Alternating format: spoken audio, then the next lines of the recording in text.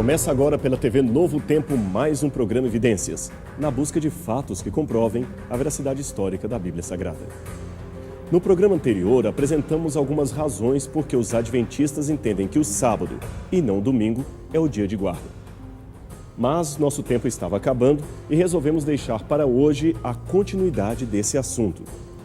E se você perdeu a primeira parte desse estudo, não tem problema. O programa Evidências é disponibilizado em nossas páginas sociais, tanto no Face quanto no blog da TV Novo Tempo.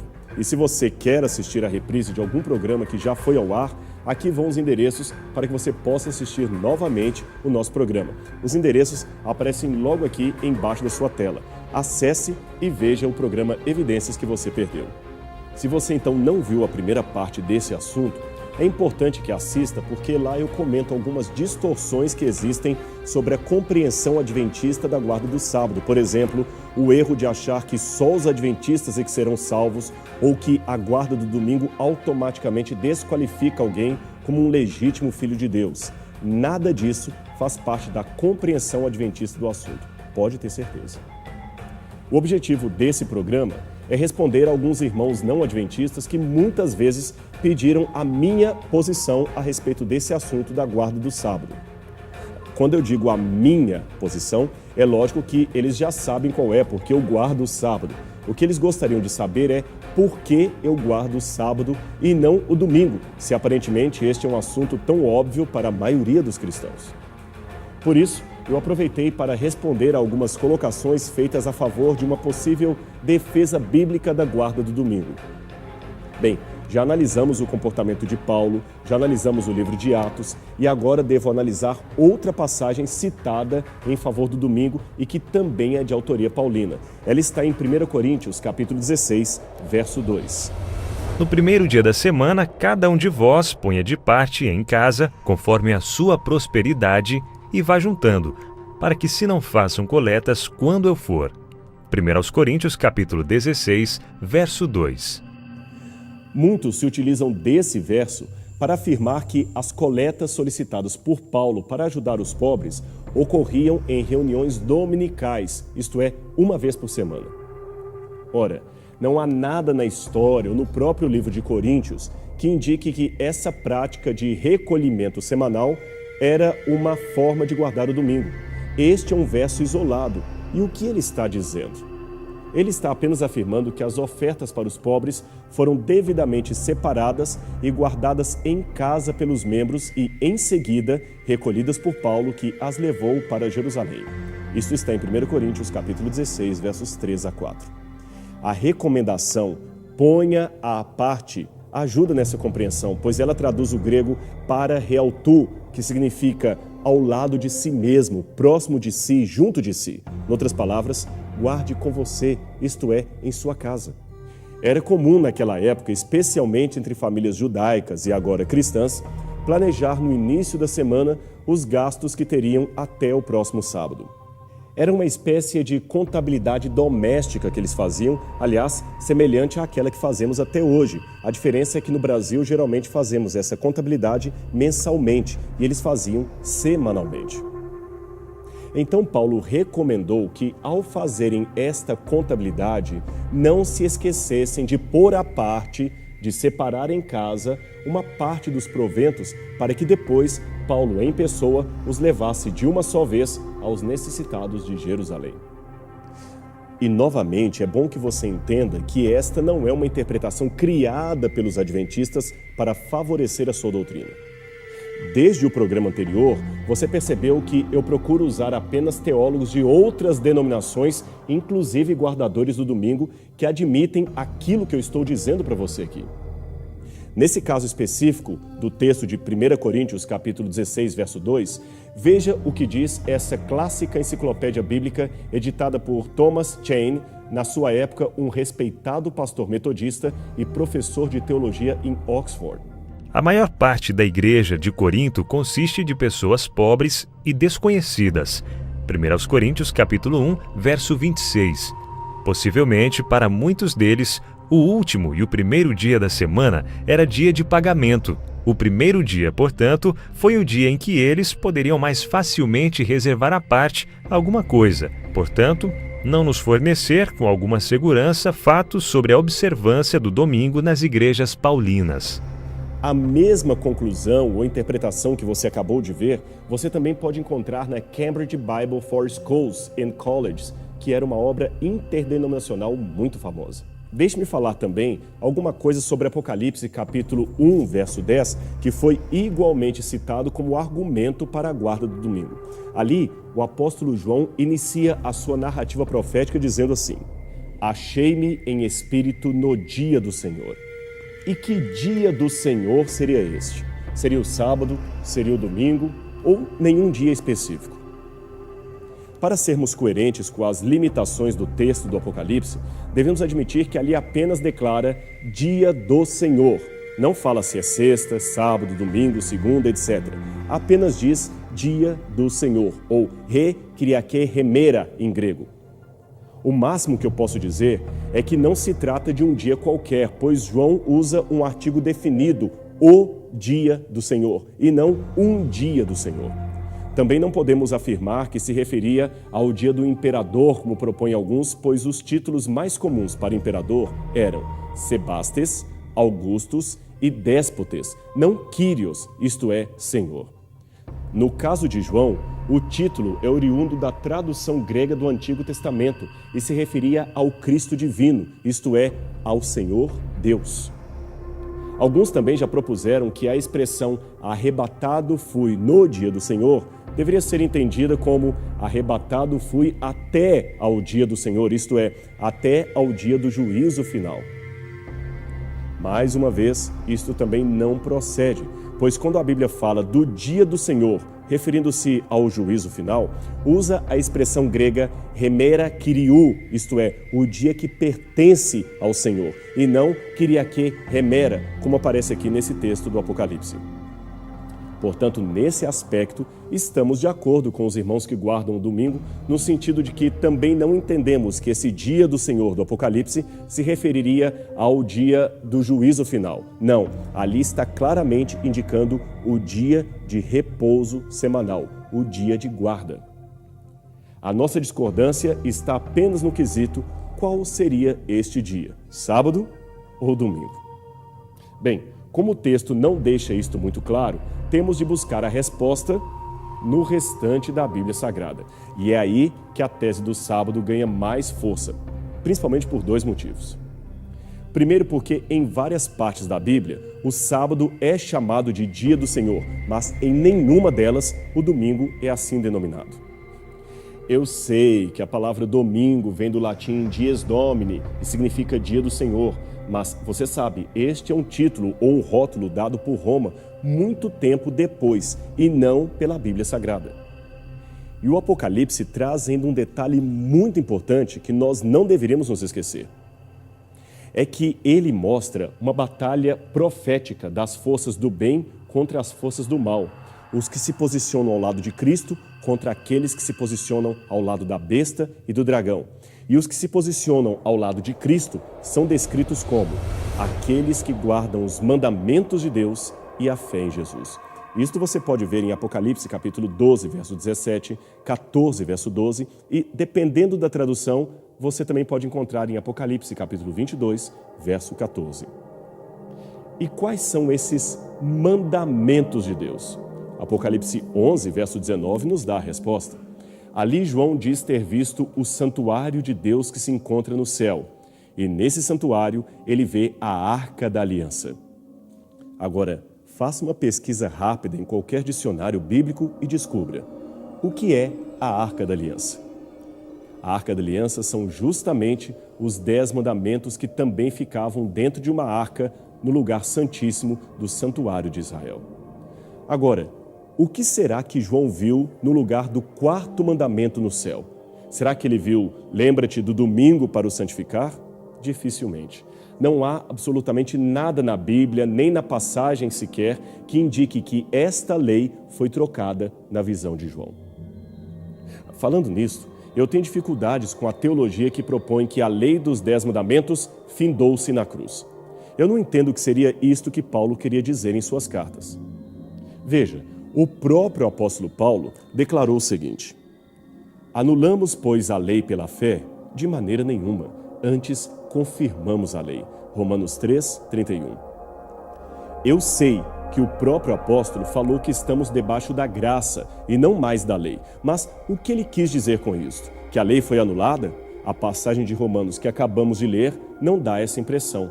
A fé não anula a lei, antes a confirma.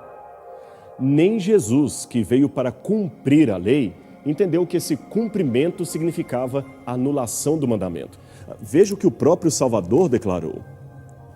Não penseis que vim anular a lei ou os profetas. Não vim para anular, vim para cumprir.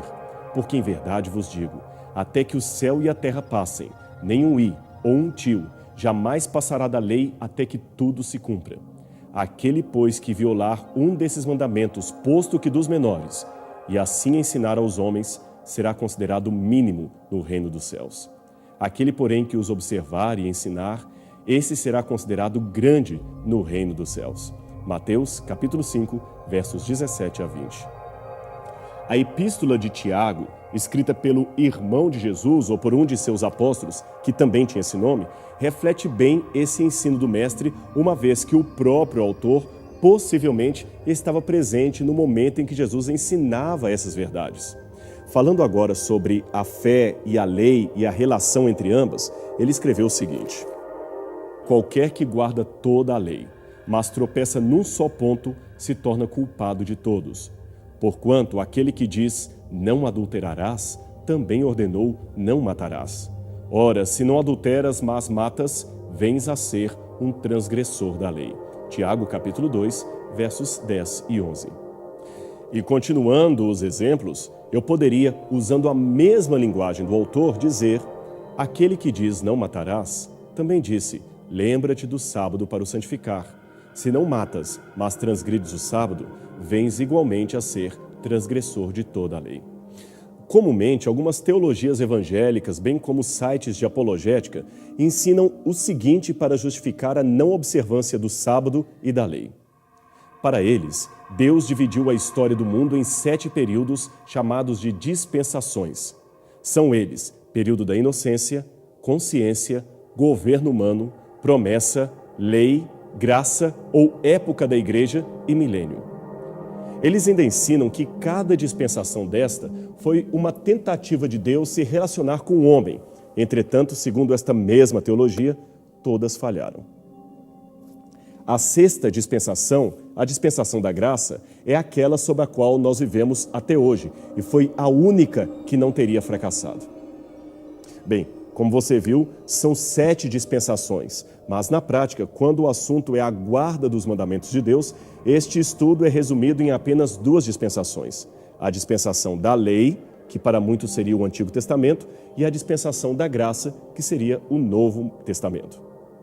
Entre uma dispensação e outra estaria a cruz de Cristo, que seria o divisor d'águas entre a lei e a graça. É por isto, concluem os que defendem essa posição, que antes da cruz teríamos de guardar a lei, mas depois da cruz estamos desobrigados dela por meio da graça. Afinal, estamos na era da graça de Cristo e a lei não tem mais valor. Possivelmente você já ouviu muitos pregadores de sua igreja mencionando isto ou defendendo essa tese do período da lei e do período da graça. Agora, veja por que eu tenho dificuldades em aceitar este modelo largamente ensinado, principalmente por irmãos que defendem a guarda do domingo ao invés da guarda do sábado. Como você acha que as pessoas eram salvas na época de Abraão, Isaac, Moisés, enfim, como as pessoas eram salvas nos tempos do Antigo Testamento? Elas eram salvas pela lei ou eram salvas pela graça mediante a fé? Se eram salvas pela lei, então eu tenho um problema aqui, pois a lei passa a ter um caráter salvífico, o que nós não acreditamos de maneira nenhuma. A lei, repito, não pode salvar ninguém. É a Bíblia que diz isto inúmeras vezes. Sendo assim, eu repito a pergunta: como eram salvos os que viviam nos tempos do Antigo Testamento? Ora, resposta óbvia: eles eram salvos da mesma maneira que são salvos aqueles que vivem depois do Novo Testamento, ou seja, todos aqueles, como nós, eram salvos pela graça mediante a fé. Não tem diferença alguma entre eles e nós. Logo, esta chamada dispensação da lei não faz sentido nenhum no que diz respeito à história da salvação, porque ninguém, nunca, em nenhum tempo, foi salvo por obras da lei. Nem Deus teve essa intenção. Agora veja, se Moisés, Abraão e vários outros foram salvos pela graça mediante a fé, por que será que Deus pediu para eles guardarem a lei, inclusive o sábado? Ou melhor, deixe-me reformular a pergunta. Por que Moisés, salvo pela graça, tinha a obrigação de guardar o sábado e eu, igualmente salvo pela graça, estou desobrigado disso? Ou ainda, por que Abraão e Moisés, salvos pela graça, podiam e deviam guardar os mandamentos, mas se eu pregar esta necessidade hoje, serei chamado de legalista, de sabatista? Meu amigo, com toda sinceridade, se ser sabatista é ser como Abraão e Moisés, então eu fico até feliz com a alcunha, pois ela se torna até um elogio para mim. Deixe-me dizer que eu posso até guardar o sábado um pouco diferente de Moisés, no sentido de que estou num contexto histórico diferente, mas eu não guardo o sábado com um objetivo diferente dele ou de qualquer outro personagem mencionado na Bíblia. E que objetivo é este? Dar uma resposta de fé à graça de Deus que atua em minha vida, salvando-me e transformando-me dia a dia no meu caráter para que eu me torne cada vez mais semelhante ao caráter de Jesus. Isto é santificação. E em que sentido eu disse que guardo o sábado um pouco diferente de Moisés? É simples. Ele ordenou, por exemplo, que os israelitas evitassem acender fogo ou cortar lenhas no sábado. Este contexto, por si só, é bem diferente daquele que vive atualmente em pleno século XXI. Paulo também desautorizou as mulheres a falarem na igreja, e nem por isso eu vou proibir a minha esposa de pregar numa igreja adventista. São contextos diferentes que devem ser analisados. Uma outra coisa que eu não entendo é o seguinte: algumas pessoas me dizem que a lei foi anulada na cruz e por isso eu não deveria me preocupar em guardar o sábado. Mas aí eu pergunto de volta: um cristão de hoje estaria livre para ter outros deuses diante de Deus? Estaria livre para tomar o nome de Deus em vão, cometer idolatria, desonrar pai e mãe, matar, adulterar, furtar, mentir, cobiçar? A resposta óbvia é não. Mas veja, eu citei 9 dos 10 mandamentos, ou seja, os mesmos que dizem que a lei foi abolida, admitem que 9 mandamentos dela ainda continuam em vigor. Se for assim, seria mais coerente de sua parte ou de sua teologia pararem de dizer que a lei foi abolida e se limitarem a dizer que apenas o sábado foi abolido. Mas o problema é que não há nenhuma citação no Novo Testamento que afirme isto. Os católicos, nesse sentido, são mais coerentes quando admitem que a Igreja Católica mudou o sábado para o domingo, que ela teria autoridade para isto. Eles são mais coerentes com a sua teologia. Agora, o problema nesse caso é até que ponto preciso da Bíblia para descobrir o que devo fazer, se a Igreja tem a autoridade de mudar aquilo quando considerar conveniente. Se for assim, é melhor embasar o meu comportamento mais nos ensinos de uma encíclica papal do que numa carta do apóstolo Paulo. E por quê? Simples. Porque o apóstolo Paulo já morreu há muito tempo e seu escrito foi feito há mais de 2000 anos. Muitas vezes os teólogos têm de quebrar a cabeça com intermináveis exercícios de exegese para tentar entender o que Paulo quis dizer e como aplicar aquilo aos nossos dias. Já a encíclica papal é atual e nem preciso me debater com hermenêutica para entender o seu real significado.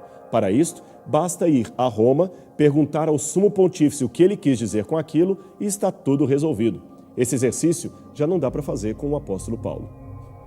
Eu sei que eu pareci um pouco irônico, mas não foi a minha intenção. O assunto é sério.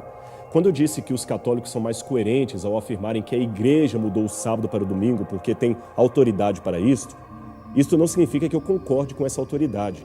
Esse contexto de dizer que a igreja pode mudar porque está autorizada a fazer isto, coloca o magistério e a tradição da igreja acima das escrituras, pois esta tem a autoridade de modificar um mandamento que estava ali registrado por escrito.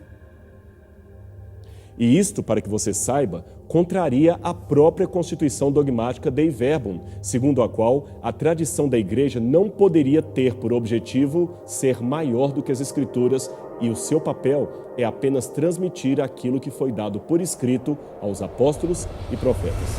Em outras palavras, a igreja foi coerente num aspecto, mas não tão coerente assim no outro. Mudar um mandamento dado por Deus por ordem eclesiástica, papal, ou seja lá de quem for, para mim é um assunto muito sério e não deveríamos arriscar este erro. Bom, devido ao tempo, eu só vou ficar devendo para você uma análise da doutrina do sábado nos escritos dos pais da igreja, mas isto eu farei com certeza numa outra oportunidade. Pode esperar. Mas por fim, entenda mais uma vez, o sábado não salva ninguém, não é o sábado que leva uma pessoa para o céu. Então, por que eu guardo o sábado? Por 3 motivos. Primeiro, porque amo ao Deus que me pediu para fazê-lo. Segundo, porque anuncio ao mundo que eu creio no Criador do Universo. Você se lembra? O sábado é o memorial da criação. E em terceiro lugar, porque o sábado me faz bem. E o que eu evito fazer neste dia, já que estou com Deus todos os dias da semana? Ou seja, se Deus está comigo domingo, segunda, terça, quarta, quinta, sexta, por que algumas coisas se tornam ofensivas só no sábado? Afinal, eu não estou com Deus todos os dias? Deixe-me responder colocando a coisa assim. A minha esposa e eu trabalhamos juntos no mesmo centro universitário, o UNASP. Nós somos professores lá. Salvo em períodos que estou viajando, eu e minha esposa almoçamos juntos todos os dias em casa e temos, graças a Deus, uma convivência matrimonial muito agradável. Nós rimos juntos, conversamos o tempo todo, enfim, é um casamento com uma rotina muito feliz. Mas no dia 11 de abril é o nosso aniversário de casamento. Por mais que convivamos juntos todos os dias, há coisas que nesse dia não são de bom tom, mesmo que não sejam erradas em si mesmas. Imagine, por exemplo, eu deixando minha esposa em casa no dia do aniversário de casamento para ir jogar bola com meus amigos. O jogo em si não é pecado, mas se torna um crime se eu, no dia do aniversário de casamento, o coloco em prioridade acima da comemoração com minha esposa. Assim também é com o sábado. O sábado é um dia em que eu comemoro o meu aniversário, só que dessa vez semanal, com Cristo Jesus. E algumas coisas não são bem-vindas nessa situação. Mas atenção, o dia 11 de abril só tem sentido em minha vida porque eu vivo bem com minha esposa nos demais dias do ano. Aí sim, eu tenho o que comemorar nesse dia. Senão, aquela data seria um tempo de tristeza e não de alegria. Da mesma forma se dá com o sábado. Se eu não me relacionar bem com Jesus nos demais dias da semana, esse feriado religioso será apenas um ritual vazio, legalista e sem significado. É por isto que eu guardo o sábado, o dia do Senhor, e convido você também a fazê-lo. Esta é uma bênção, você vai ver. Bem, eu espero ter respondido algumas das questões e testemunhado a você por que eu guardo o sábado. Mas isto não faz de mim melhor do que você. Somos cristãos em busca do nosso Salvador. Que Deus o abençoe e semana que vem estamos de volta aqui, tá bem? Para mais um programa Evidências na sua TV Novo Tempo. Até lá.